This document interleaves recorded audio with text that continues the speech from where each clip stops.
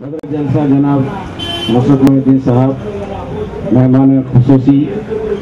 यहाँ से रईस पाशा साहब, साबिक़ मेंबर ऑफ पार्लियामेंट, डाइस पर बैठे हुए मोअज़्ज़िज़ीन,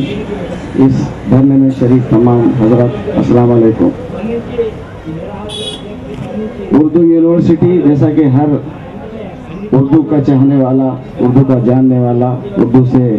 ज़रिए तालीम का हासिल करने वाला, ये सब बेहतर जानते हैं कि उर्दू यूनिवर्सिटी किस मकसद के तहत कायम की गई। इसके बारे में ज़्यादा बताना मैं समझता हूँ कोई ठीक बात तो नहीं, लेकिन हमारे और भी सीनियर्स, बड़े बुजुर्ग जो उर्दू के ताल्लुक से एक ज़माने से, एक अरसे से उसकी बक़ा, उसकी तरक्की के लिए काम करते आ रहे हैं, ये कई तंजीमें, इन तमाम की कोशिशों के बाद उर्दू यूनिवर्सिटी का क़याम अमल में आया। ये न सिर्फ उर्दू वालों के लिए बल्कि हैदराबाद में क़ायम होना, ये सारे हिंदुस्तान को छोड़कर हैदराबाद में क़ायम होना, ये सब हम तमाम के लिए एक फ़ख्र की बात महसूस की। कुछ दिनों तक शायद मैं समझता हूँ कि इसके अगराज़ और मक़ासिद के बारे में बहुत हद तक लोगों को मालूमात तो नहीं थे होंगे।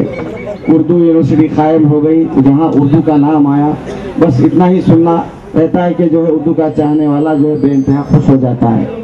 ये हमारी उर्दू ज़बान से लगाव, उसे जज्बाती लगाव का एक सबूत होता है।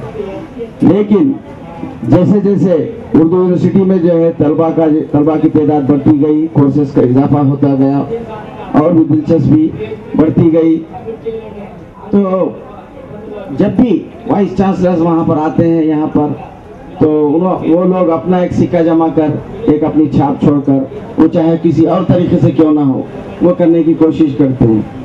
मैं समझता हूँ कि उर्दू यूनिवर्सिटी को जो है दूसरे हिंदुस्तान की बड़ी यूनिवर्सिटी जो सेंट्रल यूनिवर्सिटीज़ हैं उसके बराबर, उसके मेयार के बराबर लाने की ये कोशिश शायद ही किसी ने की होगी। कोई ये किया कि यूनिवर्सिटी को जो है आने के बाद किस तरीके से अपने लोगों को वहाँ पर रिक्रूटमेंट किया जाए, कहाँ उनको नौकरी में लगा दिया जाए, कहाँ पर किसी को फ़ायदा पहुँचा दिया जाए, ये मॉनिटरी बेनिफिट किसी को दिया जाए, ये किसी की कोशिश हुआ करती है। अब मौजूदा वाइस चांसलर मोहम्मद मियाँ साहब के बारे में ये सुनने में आया है कि वो उस तरह से उर्दू से कोई दिलचस्पी नहीं रखते। ये हमको भी मालूम हुआ 3 महीने पहले, यानी 1 मार्च को मैं जो है हिंदू पेपर में एक खबर पढ़ा के जो है उर्दू यूनिवर्सिटी के इरेगुलरिटीज़, वहाँ की बदउनवानियों के बारे में, और साथ में उसमें ये भी लिखा था कि जो है 2 दिन बाद यानी 3 मार्च को central minister for human resource Kapil Sibal साहब भी यहाँ आ रहे हैं, कॉन्वोकेशन होने वाला है, उर्दू यूनिवर्सिटी का एक बहुत बड़ा फंक्शन है। तो हमने ये सोचा कि इस मौके को गनीमत जानकर, क्योंकि डिपार्टमेंट का, इस पोर्टफोलियो का, इस मिनिस्ट्री का हेड ही यहाँ पर आ रहा है, तो इससे बड़ी बात और क्या हो सकती है। तो हमने उर्दू के चाहने वाले और हमारे टीडीपी के लीडर्स हैदराबाद के, इस सब मिलकर कपिल सिब्बल के पास गए। यूनिवर्सिटी के ऑडिटोरियम में हम जाने के लिए कोशिश किए, घुसने के, वहाँ पर पुलिस हमको जो है रोक दी, लेकिन चूंकि उनके पीएस आजम मियाँ से हमारी बात हुई थी कि आज मिनिस्टर से मिलना ही मिलना है वरना घेराव किया जाएगा, तो आजम मियाँ साहब जो है मिनिस्टर साहब को बताए। फिर उसके बाद वो सीधा एयरपोर्ट जा रहे थे, फिर रुकने के बाद हम तफसील के साथ उनको जो एक मेमोरेंडम भी पेश किए। तो इस दौरान हमारे मेमोरेंडम देने के दौरान आजम मियाँ साहब भी आके सामने ठहर गए, हमारे वाइस चांसलर। जब हम उन्हीं के खिलाफ बात कर रहे हैं, वो सामने ठहरे हुए हैं, तो मैं उनको बोला कि आप जरा बाजू जाइए, हम मिनिस्टर साहब से बात कर रहे हैं, आप यहाँ दखल देने की जरूरत नहीं है, बाजू हटो आप। ये बोलना था, उन्होंने बाजू हट के। बहरहाल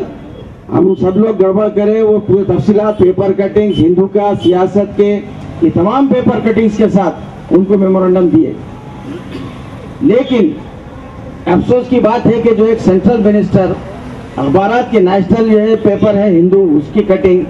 सियासत के 3-4 दफा रिपोर्टिंग जो हुई है उनके कटिंग्स, हमारा पार्टी की तरफ से रिप्रेजेंटेशन, ये तमाम देने के बावजूद